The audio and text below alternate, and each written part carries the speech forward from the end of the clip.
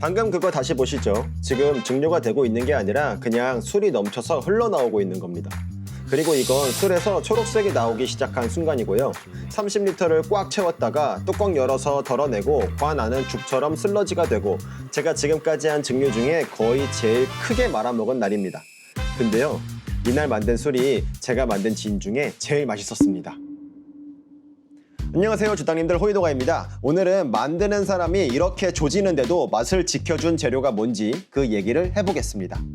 제가 전에 시리즈 하나 시작했었죠. 양조 치트키 재료 찾기. 그냥 대충 던져 넣기만 해도 알아서 맛있어지는 마법의 재료, 그런 걸 하나씩 찾아보자는 시리즈였습니다. 1탄이 유자였는데 치트키 시리즈 2탄, 이번 주인공은 바로 홉입니다. 맥주 하시는 분들은 아주 익숙한 재료죠. 쓴맛 내고 향 내는 그 홉. 근데 이걸 맥주 말고 다른 데다 써보면 어떨까? 오늘은 이 홉으로 진을 만들어 볼 겁니다. 자, 재료부터 볼게요. 제가 집에다 초류랑 후류를 계속 모아놨거든요. 증류하고 나면 가장 맛있는 본류 빼고 초류와 뒤에 나오는 후류는 이렇게 따로 모읍니다. 버리긴 아깝잖아요. 흑구백구 만들고 남은 후류부터 이런저런 증류하고 남은 술들 전부 다 말 그대로 후류 짬뽕이죠. 애플잭 만들었던 것도 넣었고, 제가 운영하는 전통주 모임 누룩시티 정모 때 회원분이 가져오셨던 소나무 당금주도 넣었습니다. 이거 넣고 저거 넣고 하다 보니까 욕심이 스물스물 올라와서 30리터 증류기가 꽉 차버렸어요. 넘칠까봐 좀 불안하긴 했는데 고형물 없는 맑은 술이니까 괜찮지 않을까? 라고 생각하면서 그냥 진행했습니다.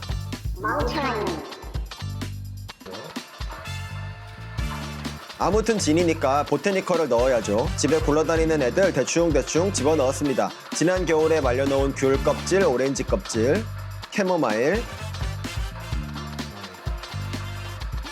팔각, 정향, 고수 씨앗입니다. 라벤더,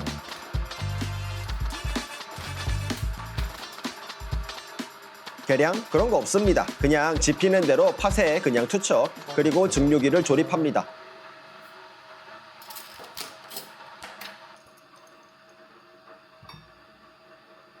일단 다단식 칼럼 연결해주고요. 다단식 칼럼을 올리고 그 위에 진 바스켓을 설치했어요. 진 바스켓이 뭐냐면 올라오는 알코올 증기가 이 바구니를 통과하면서 안에 든 재료 향을 싹 훑어가는 구조예요. 술에 담가서 우려내는 게 아니라 증기로 향만 살짝 데려오는 겁니다. 그러면 훨씬 깔끔한 향이 나올 겁니다. 여기에 주니퍼베리 조금이랑 오늘의 메인 홉을 넣었습니다. 홉은 빅시크릿 28g 펠릿 형태예요. 가루가 떨어질 것 같아서 다시 백에 담아서 바스켓에 넣었습니다. 하나 빼야 되겠다. 자, 조립 완료. 조립하다가 타워가 너무 길어 보여서 중간에 관 하나 빼고 높이를 좀 낮췄습니다. 그냥 그랬다고요. 그리고 증류 시작. 조졌습니다. 너무 욕심 부려가지고 너무 많이 넣었나봐요. 끌어올라서 역류해서 그냥 그대로 나오고 있습니다. 진짜. 수습하고 다시 하겠습니다. 끓어오르기 시작하니까 알코올이 증기가 되어서 관을 타고 올라가야 되는데 그게 아니라 끓어넘친 술이 그대로 증류관으로 콸콸 나오더라고요. 증류가 아니라 그냥 이사입니다. 술이 이쪽 통에서 저쪽 통으로 이사 가는 거예요. 급하게 전원 끄고 밸브로 술을 조금씩 빼내면서 끓어오른 게 좀 잠잠해지길 기다렸습니다. 그래도 안 되겠어서 결국 뚜껑까지 열어서 술을 덜어냈어요. 이 과정에서 알코올이랑 향기 성분 꽤 많이 날려 먹었을 겁니다.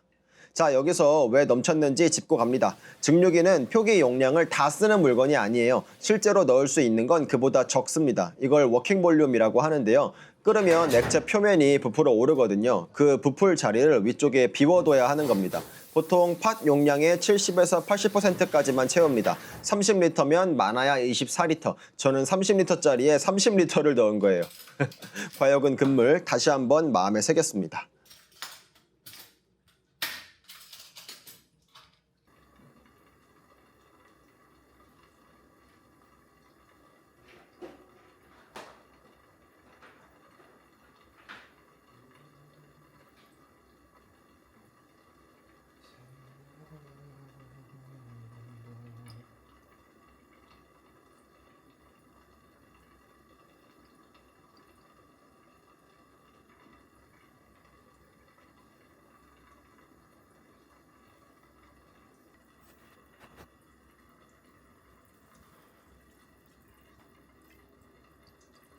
딱 85도 정도에서 좀 술이 나오고 있습니다.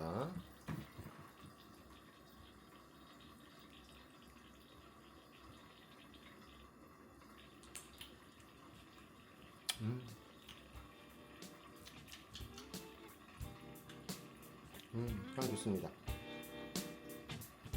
아, 수습하느라 진짜 이대로 쭉 받아보겠습니다. 아무튼 다시 조립하고 증류 재개. 근데 여기서 두 번째 문제가 터집니다.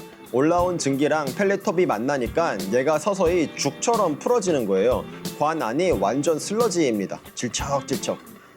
이건 제가 홉 형태를 잘못 고른 겁니다. 펠리톱은 홉을 곱게 갈아서 압축해 굳혀놓은 거거든요. 그래서 수분이랑 만나면 그냥 원래대로 가루로 풀어져 버립니다. 맥주 만들 때도 펠릿 넣으면 확 퍼지잖아요. 증기가 계속 올라오는 진 바스켓에 이걸 넣었으니 죽이 될 수밖에 없었던 거죠.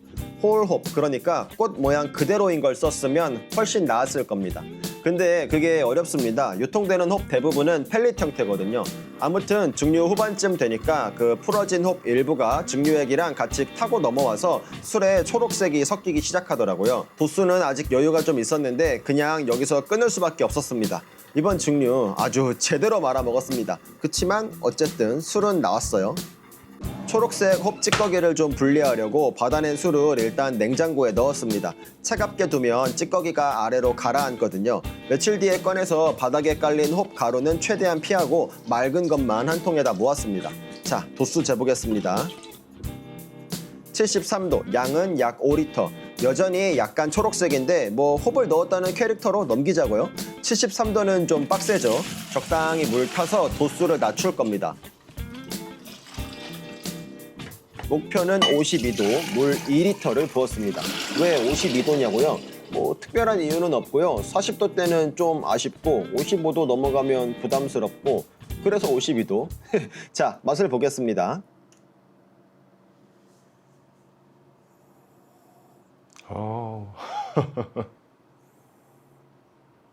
일단 홉의 그 풋풋한 풀냄새, 이게 아주 매력적으로 들어옵니다. 주니퍼베리의 솔향이랑 시트러스 향도 생각보다 꽤 세게 올라오고요. 근데 제일 만족스러운 건 이겁니다. 예전에 제가 만든 진에서 느꼈던 꿉꿉한 느낌, 약간 쩐내 같은 게 있었거든요. 그게 없어요. 아예 안 납니다. 증류는 망했는데 술은 잘 나왔네요. 홉은 치트키 인정. 또 진토닉을 만들어 먹어봐야 되잖아요. 얼음 사러 갔다 오겠습니다.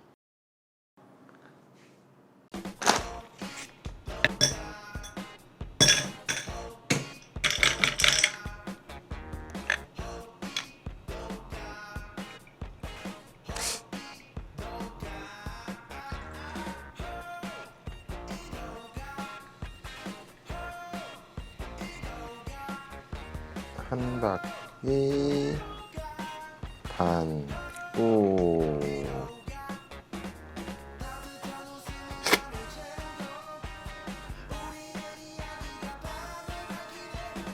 마셔보겠습니다.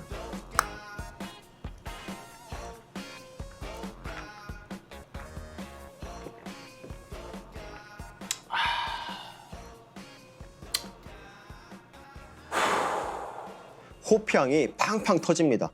엄청 시원한 진토닉이에요. 뭐랄까, 그 짧은 소나기가 한바탕 지나가고 난 뒤에 숲속에 잠자고 있던 온갖 향들이 확 피어오르는 딱 그 숲에 약간 들어와 싱거운 있는 것 같아요. 느낌입니다. 반곡자만. 근데 조금 싱거워요. 진 반에 반곡자만 추가.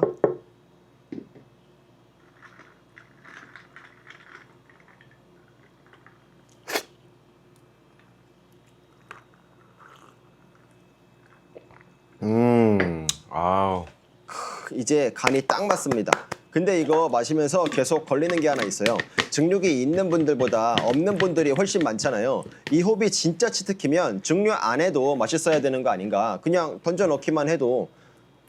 해보죠 뭐. 저는 이거 마시면서 메차카멜레온 하러 가야겠습니다.